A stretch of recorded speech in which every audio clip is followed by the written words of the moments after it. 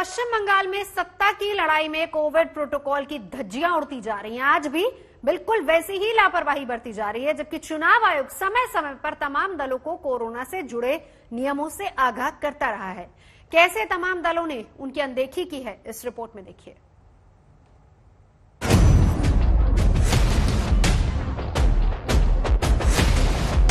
সময় একবার আসেনি, এখন আমার বাইরে থেকে লোক নিয়ে এসে কোভিড বাড়িয়ে দিয়ে এখন পালিয়ে যাচ্ছে। কোভিড বাড়িয়ে দিয়ে পালিয়ে যাবে আর তখন আমাদের ফেস করতে হবে। और यहाँ तो पिछले 1 साल से पूरा चल रहा है खुल्लम खुल्ला, कोई रिस्ट्रिक्शन मानता ही नहीं। सब कुछ खुल्लम खुल्ला, पाबंदी कोई मानता ही नहीं।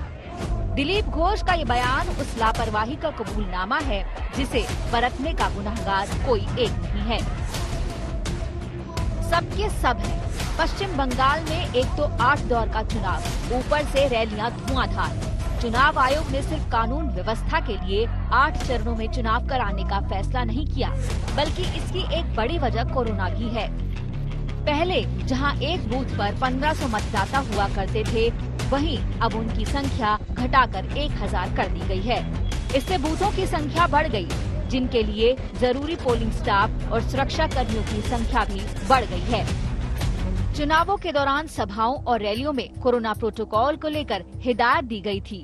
आयोग ने लिखा था, राजनीतिक दलों और उम्मीदवारों को सुनिश्चित करना होगा कि कोविड-19 से जुड़ी सारी शर्तों जैसे कि face mask, sanitiser, thermal scanning वगैरह को इनमें से सभी गतिविधियों के दौरान पूरा किया जाए। ये भी बताया गया था कि लोगों के बीच जाने के दौरान इन निर्देशों का पालन न करने पर कठोर कार्रवाई की जाएगी। लेकिन इनका कितना पालन हुआ, ये तमाम दलों के चुनाव प्रचार के दौरान देखा जा सकता है।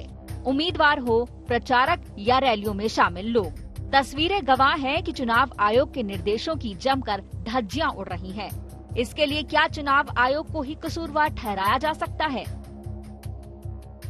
ऐसा नहीं है कि चुनाव आयोग ने पहले ही कोविड प्रोटोकॉल्स को लेकर सभी पार्टियों को सावधान नहीं किया था।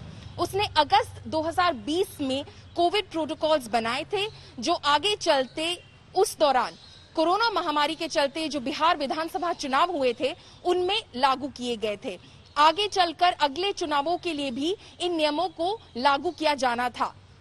5 राज्यों में जो हो रहे हैं चुनाव, उनमें भी इन नियमों को लागू तो किया गया था, पर किस हद तक इन नियमों का पालन हुआ, ये तो तमाम दलों के रैलियों और सभाओं से देखा जा सकता है।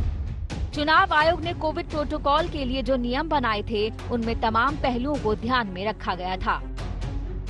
इसके मुताबिक नामांकन के समय उम्मीदवार के साथ सिर्फ 2 लोग मौजूद रहेंगे।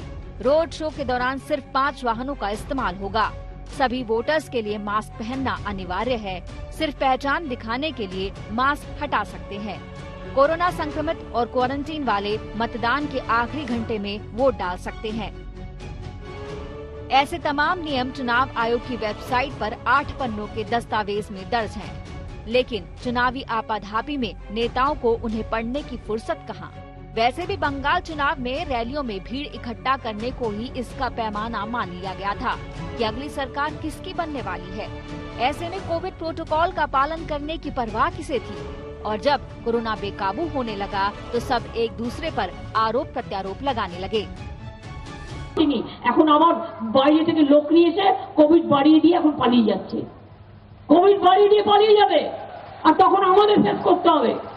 अब देखिए, ये बचकाना बयान है, इसके ऊपर मैं कोई टिप्पणी करूं ये बहुत उचित नहीं है।